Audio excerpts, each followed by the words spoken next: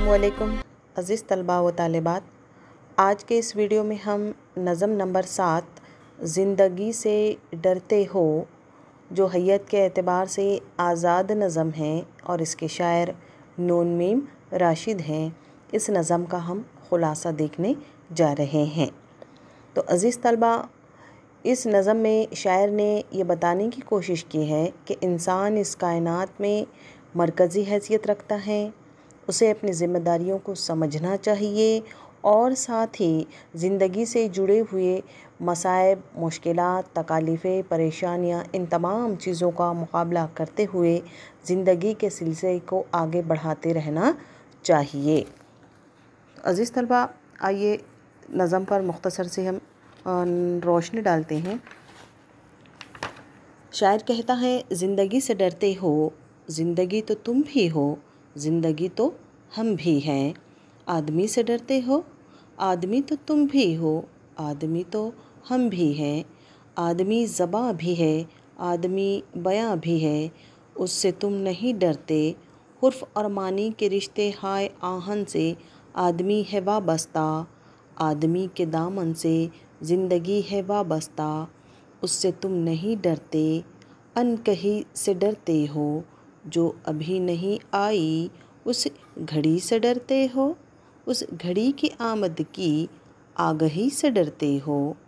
पहले भी तो गुज़रे हैं दौर ना रसाई के, बेरिया खुदाई के, फिर भी ये समझते हो हिच आरज़ुमंदी, ये शबे ज़बाबंदी है रहे खुदावंदी।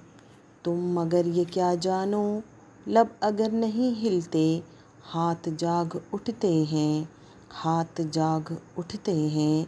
राह का नशा बनकर, नूर की ज़बां बनकर, हाथ बोल उठते हैं, सुबह की अज़ां बनकर। रोशनी से डरते हो, रोशनी तो तुम भी हो, रोशनी तो हम भी हैं।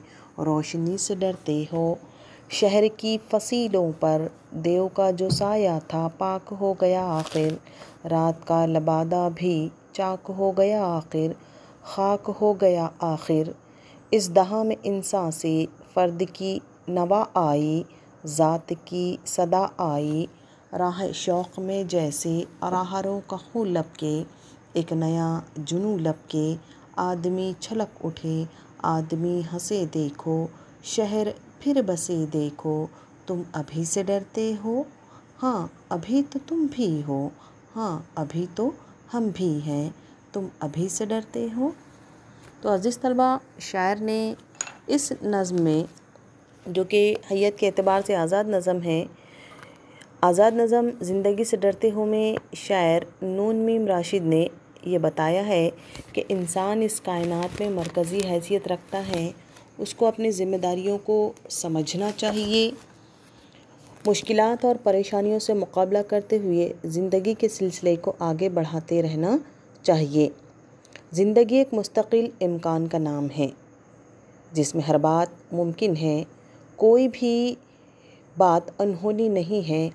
इस नज़म में उन्होंने एक ऐसे इंसान का तस्वुर पेश किया है जो डरता नहीं है, हालात का मुकाबला जानता है और डट कर मुकाबला कर सकता है। शायर के मुताबिक नए दौर का इंसान इंसानों ही से लड़ता हुआ नज़र आता है और अपने ही भाई इंसान की ज़िंदगी अजीरन करके रख दिया है कि उसे न सिर्फ ज़िंदगी से डर लगने लगा है, उसके दिल में इंसान का भी डर व खौफ बैठ गया है। शायर ने इंसानों को इंसानियत और ज़िंदगी दोनों पर गौर करने के लिए कहा है और ये बताया है कि इंसान और ज़िंदगी लाजिम व मलजूम है। किसी एक को ज़र्ब पहुँचाने यानी तकलीफ़ पहुँचाने से दूसरा महफूज नहीं रह सकता। लिहाजा हमें आदमी से डरने की बजाय उसके कौल व करार और इक़दामात से मुतल्लिक़ ख़बरदार रहना चाहिए। उनके तकलीफ़ देने वाले आमाल से डरना है। हम आदमी यानी इंसान और ज़िंदगी में से एक को भी दूसरे से जुदा कर नहीं देख सकते। दोनों में एक मज़बूत रिश्ता है। حرف اور اس کے معنی کے تعلق کی طرح آدمی کا منصب یعنی اس کا عہدہ بھی بہت اعلیٰ و عرفہ یعنی بہت اعلیٰ و اونچا ہے۔ نظام کائنات میں اسے مرکزی حیثیت حاصل ہے۔ زندگی اسی آدمی کے دامن سے بندھی ہوئی ہے، اسے ہر حال میں نبھانا ہے۔ اس دور کے انسان ہر حال میں نبھانا ہے۔ اس دور کے انسان کی پریشانی و ناکامی کا بنیادی سبب یہ ہے کہ وہ ان باتوں سے ڈرنے لگا ہے جن سے ڈرنے کی ضرورت قطعی نہیں ہے، اور اسی طرح وہ باتیں بھی ہیں جن سے ڈرنے اور احتیاط برتنے کی ضرورت ہے، لیکن ان سے بے خوف ہو کر رہ گیا ہے۔ جو بات کہنے کے لیے قابل نہیں یعنی جو انکہی، ان سے ڈرا جاتا ہے۔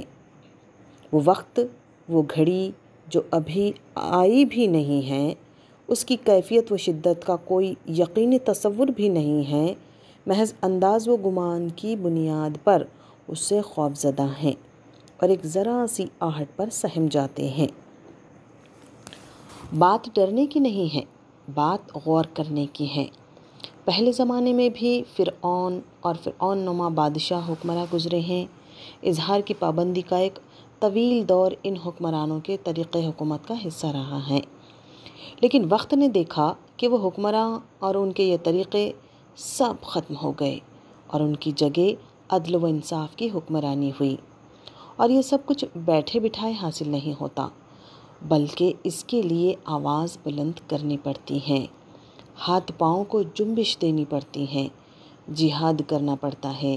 یہاں تو یہ صورتحال ہے کہ اگر کوئی رہنما سحر ہونے کی یعنی انقلاب کی بات کرتا ہے تو ایسی باتوں سے خوف کھاتے ہیں اور اس شخص کو کوئی اہمیت نہیں دیتے، حالانکہ انسانوں کے دل و دماغ اور ذہن و تصور پر اندیکھے خوف اور اندیشوں کا جو غلبہ اور اقتدار تھا، لڑنے اور مقابلہ کرنے سے ختم ہو کر رہ گیا۔ ظلم کے خلاف اٹھنے والی آواز ابتدا میں اکیلی و تنہا ہوتی ہے، لیکن کارواں کا بننا ایک تاریخی حقیقت ہے، اور پھر اس میں جوش جنوں کی کثرت سے جلد ہی رات کی تاریکی ختم ہو جاتی ہے۔ انسانی قدروں پر مبنی سیاسی، سماجی و معاشی نظام کا قیام ہوتا ہے، لیکن یہ سب اسی وقت ہوگا جب انسان حالات سے نہ ڈرے اور ان کا ڈٹ کر مقابلہ کرے۔ اگر اس بات پر عمل کیا گیا تو کامیابی بہت نزدیک ہوتی ہے۔ بہت دن انتظار نہیں کرنا پڑتا، لیکن شاید انسان کو اس حقیقت ہی سے ڈر لگتا ہے۔ اسی لیے شاعر نے اس نظم کے ذریعے ہمیں یہ پیغام دیا ہے کہ انسان نے زندگی کے اندر توقعات رکھنی چاہیے، ساتھ ہی ساتھ ان توقعات کو پورا کرنے کے لیے عزائم بھی کرنا چاہیے، اور ان عزائم پر اترنے کے لیے اسے جہاد بھی کرنا چاہیے، اسے مسلسل کاوشیں بھی کرنا چاہیے، تاکہ اس کے جو کام ہیں، جو اس کی ذمہ داریاں ہیں، جو اس کے زندگی کے اصل مقاصد ہیں، ان تمام چیزوں کو وہ پورا کر سکے۔ تو عزیز طلبہ، اس طرح سے اس نظم کا آج ہم نے خلاصہ دیکھے ہیں۔